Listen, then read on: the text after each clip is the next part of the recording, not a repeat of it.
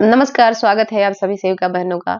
इस वीडियो में हम बात करेंगे एफआरएस सिस्टम, मतलब जो लाभार्थी को आपको टीएचआर देना है, उसका फोटो लेंगे, उसके बाद ही आपको टीएचआर देना है। बिहार में बहुत सी जगहों पर एफआरएस सिस्टम के माध्यम से टीएचआर हुआ है, जगहों पे समान तरीके से टीएचआर हुआ है। तो आईसीडीएस के जो निर्देशक हैं, उनका मानना है कि एफआरएस सिस्टम के माध्यम से ही टीएचआर करना होगा। तो इसके बारे में एक बहुत बड़ी अपडेट उन्होंने बताई है कि आपको टीएचआर एफआरएस सिस्टम के माध्यम से क्यों करना है और बिहार में अभी तक कितनी जगहों पर एफआरएस सिस्टम के माध्यम से टीएचआर हुआ है।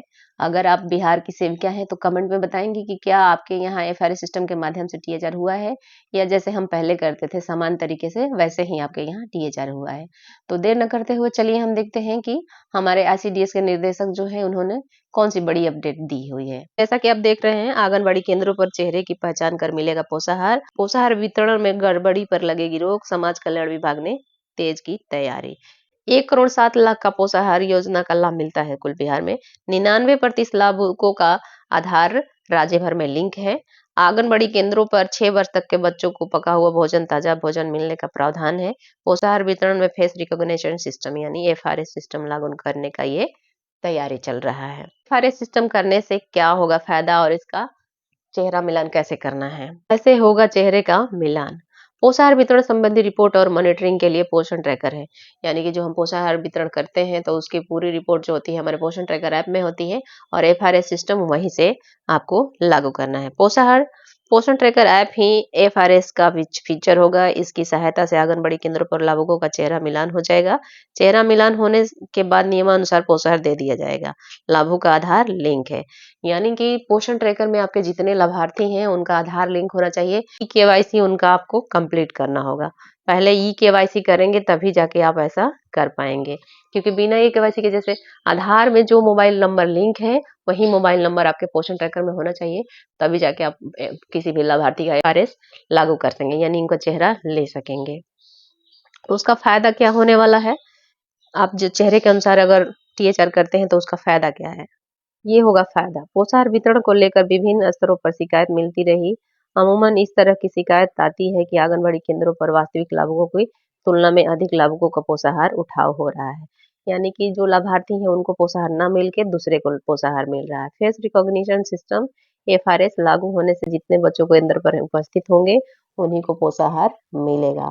और पोषाहार मिलने का देखिए यहाँ पे 2 चीजें हैं, एक आपका टीएचआर है और जो स्कूल पूर्व बच्चे हैं उनके भी आपको फोटो उसमें देने होंगे। यानी कि जो आपके आंगनबाड़ी केंद्र के बच्चे हैं वही आपके आंगनबाड़ी केंद्र में रहेंगे। राज्य के आंगनबाड़ी केंद्रों पर चेहरे पहचान का पोषाहार मिलेगा। राज्य के सभी 1,15,009 आंगनबाड़ी केंद्रों में फेस रिकॉग्नाइजेशन सिस्टम यानी एफआरएस लागू होगी। यह व्यवस्था आगामी अप्रैल से शुरू हो जाएगी। पोषाहार वितरण में किसी प्रकार की गड़बड़ी नहीं हो, इसे सुनिश्चित करने के बाद यह व्यवस्था लागू की जा रही है। इसके लिए समाज कल्याण विभाग ने समेकित बाल विकास परियोजना निदेशालय आईसीडीएस ने तैयारी जोर कर दी है। यानी कि जैसे कि हो रहा था कि 2025 में जनवरी महीने से ही एफआरएस सिस्टम लागू होने वाला है, वो अभी नहीं हुआ है, वो अगले अप्रैल में लागू होने वाला है। यानी कि 2025 के अप्रैल में लागू होने वाला है ये सिस्टम, जो कि चेहरे के एफआरएस सिस्टम के माध्यम से ही आपको टीएचआर करने होंगे, बच्चों को पोषाहार देने होंगे। राज्य के सभी आंगनबाड़ी केंद्रों पर 1,05,00,000 बच्चों, गर्भवती और अति कुपोषित लड़कियों और महिलाओं को पोषाहार मिलता है। आंगनबाड़ी केंद्रों पर कुल लाभुक लगभग 1,07,00,000 है। 99% लाभुक का आधार लिंक है। आंगनबाड़ी केंद्रों पर 6 वर्ष तक के बच्चों को पका हुआ ताजा भोजन देने का प्रावधान है। अतिरिक्त पोषाहार के तौर पर सप्ताह में 2 दिन बुधवार और शुक्रवार को प्रत्येक बच्चे को 1-1 अंडा दिया जाता है। इसके साथ ही सप्ताह में 2 दिन मंगलवार और गुरुवार को दूध दिया जाता है। नई व्यवस्था लागू होने पर आंगनबाड़ी केंद्रों पर पोषाहार के लिए लाभुक का आना अनिवार्य होगा। महिला एवं बाल विकास मंत्रालय ने आंगनबाड़ी केंद्रों पर पोषाहार वितरण में एफआरएस लागू करने के लिए कहा है। यानी कि जो हम नवंबर और दिसंबर में कह रहे थे कि हर लाभार्थी को अपना ये एफआरएस सिस्टम के माध्यम से पोषाहार वितरण होगा और बच्चों को भी, जो आंगनबाड़ी केंद्र में बच्चे पढ़ने आते हैं उनका भी एफआरएस सिस्टम के माध्यम से ही उनको गर्म पका भोजन और नाश्ता मिलने वाला है। आंगनबाड़ी केंद्रों पर पोषाहार वितरण में फेस रिकॉग्निशन सिस्टम एफआरएस लागू करने की तैयारी है। इस व्यवस्था के लागू होने से वास्तविक लाभुक को ही पोषाहार मिल सकेगा। केंद्र में लागू करने का निर्देश दिया गया है। कौशल किशोर, जो ICDS के निर्देशक हैं, उन्हीं के आदेश पर ये सारे काम हो रहे हैं। आपके पोषण ट्रैकर ऐप में जितने भी लाभार्थी होंगे, अब आपको ई-KYC करना होगा हर हालत में। बिना ई-KYC के आपके लाभार्थी की मान्यता नहीं होगी और उनको पोषाहार नहीं दिया जाएगा और बच्चे को भी आप खाना नहीं खिला सकते हैं और THR भी आपका इसी माध्यम से होगा।